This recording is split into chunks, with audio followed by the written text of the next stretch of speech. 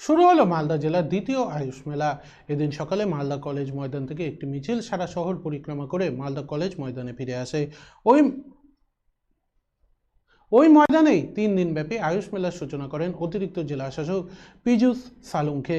জেলা মুখ্য স্বাস্থ্য আধিকারিক সুদীপ্ত ভাদুরী সহ অন্যান্যরা। মুখ্য স্বাস্থ্য আধিকারিক জানান, ভারতবর্ষের চিকিৎসা পদ্ধতিকে সাধারণ মানুষের সামনে তুলে ধরা এই মেলার মূল উদ্দেশ্য। এই চিকিৎসা ব্যবস্থা পদ্ধতি ও সুবিধা নিয়ে মেলায় বিশদে আলোচনা করা হবে।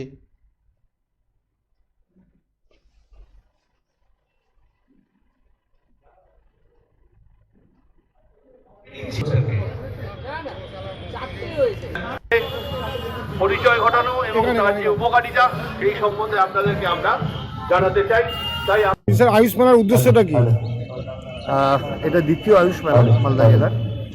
আয়ুষ মেলার উদ্দেশ্য হচ্ছে আয়ুষের পুরো কথাটার মধ্যেই ভারতবর্ষের নিজস্ব যে চিকিৎসা পদ্ধতি সেটা অনেকটাই লুকিয়ে আছে।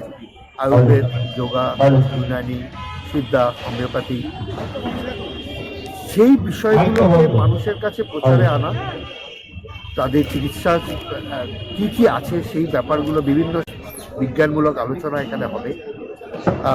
3 দিন ধরে প্রোগ্রাম চলবে।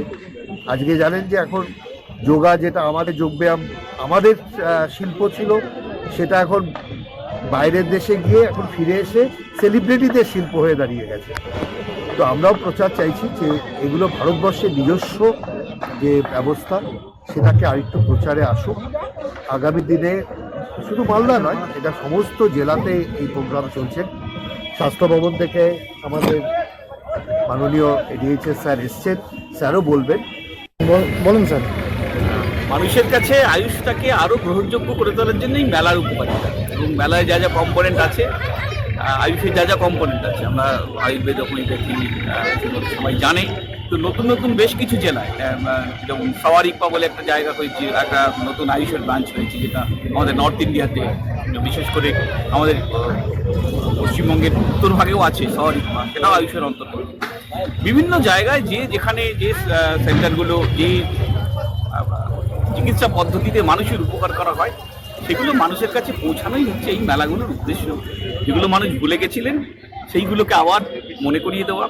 আর এখানে যে নতুন আয়ুষ মেলার নতুনত্ব হচ্ছে যে এখানে কিছু গাছ, আমরা হার্বাল গার্ডেন যেটার কথা বলছি, মানুষের কাছে ভেষজ গাছের চর্চা করা এবং তাদেরকে ভেষজ গাছ কীভাবে উপকার লাগতে পারে তারও প্রয়োজনীয়তার কথা বলাটা আয়ুষ মেলার অন্যতম।